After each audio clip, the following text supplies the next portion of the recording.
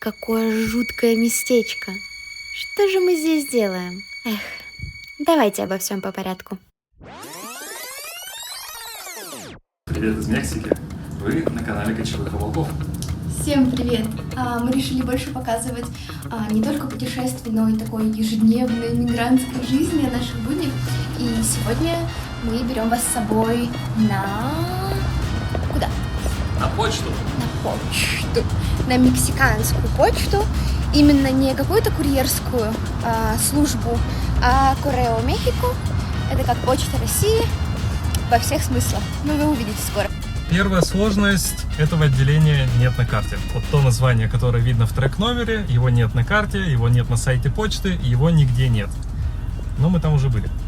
Да, мы уже ездили вызволять оттуда посылку. Кстати, как раз Кикстартера, как и сегодня. Что мы можем сказать про почту? По возможности избегайте. Например, оцените пробку на той стороне сейчас. Она просто бесконечная. Это я еще начала снимать не сразу. И почта, она работает, ее рабочие часы крайне сжатые. То есть вот сейчас обеденное время, и нам нужно за час успеть доехать, все там выяснить и вернуться. Мы не знаем даже там, где посылка, потому что уже 2 недели она катается где-то со статусом «выдано курьеру для доставки».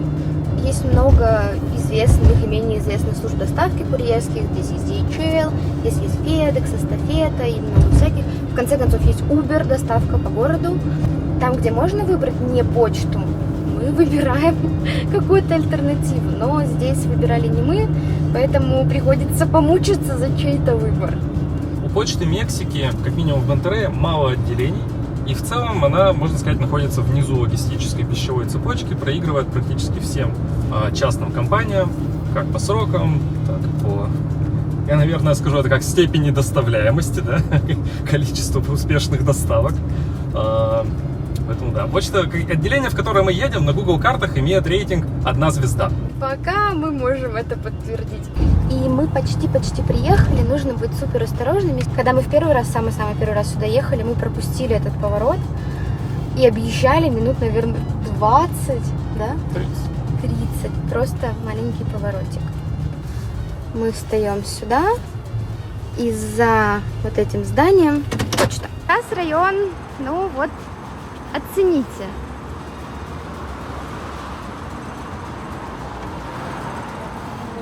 Это, видимо, не доехавший до нас курьер и его транспорт.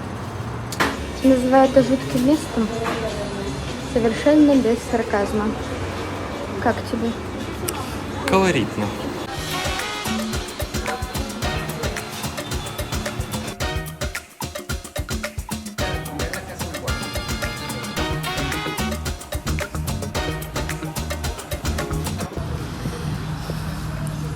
Мы сообщили номер посылки и ждем. Люди здесь работают очень мило, и по нашему прошлому опыту они снисходительны к нашему невысокому уровню испанского и стараются помочь. Ой, но атмосфера, в которой они работают, не знаю, как сохранить дружелюбный настрой к людям в таких условиях, это талант. Я восхищаюсь искренне. Случилась классическая маньяна. Мы пришли, нам сказали, а вам сегодня доставляют. Вот прямо сейчас. Почтальон уже едет. Я такой, он 2 недели уже едет. Я это вижу по треку, его не было ни разу. Не, ну сегодня он 100% выехал, но если не выехал, приходите завтра. Скрестим пальчики, вдруг она действительно там. Хотя я мало себе верю в такое счастливое совпадение. Это Мексика, здесь возможно все. Да, надеюсь, возможно и это, что посылка ждет нас дома. Настал следующий день. Попытка получить посылку номер 2. Каковы шансы, что вторая и последняя? 0. Наверное, 0. Узнаем через ближайшее время. Мы добрались, и здесь тот же сотрудник, что был вчера, он нас сразу узнал, покивал, улыбнулся и очень быстро убежал. Надеюсь, потому что есть зачем бежать. А, опять эти ребята, пойди спрячьтесь. Скажите, когда они уйдут. Будем верить в мой вариант. Мы ее все-таки получили. И Итак, мы вернулись домой. И не побоюсь этой фразы, я еще раз ее повторю. По возможности избегайте взаимодействия с почтой Мексики. У нас, получается, пришло через них 3 посылки. Да. И ни одна из них, не сказать, чтобы гладко. Первой посылкой там не было возможности выбора. Нам родители отправили посылку из России. Она дошла, с ней все хорошо. Но по Мексике она шла дольше, чем до Мексики. Несмотря на все ограничения, на закрытые границы, на санкции, города моего родного, до Москвы, до Нидерландов, через океан, до Мехико, она добралась за 10 дней, а по Мексике за 20. Так что, при этом привезли мне ее на дом без проблем, несмотря на то, что его скрывал биоконтроль и забрал гречку. Они так могут, гречку считают семенами, поэтому, не повезло. Привезли на дом, и статусы никакие не обновили. Я узнала, что посылка пришла совершенно случайно. Я просто спускалась на ресепшн, то ли за другой посылкой, то ли мне просто что-то было нужно.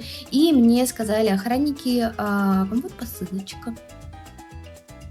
Да, вторая посылка у нас ехала из США.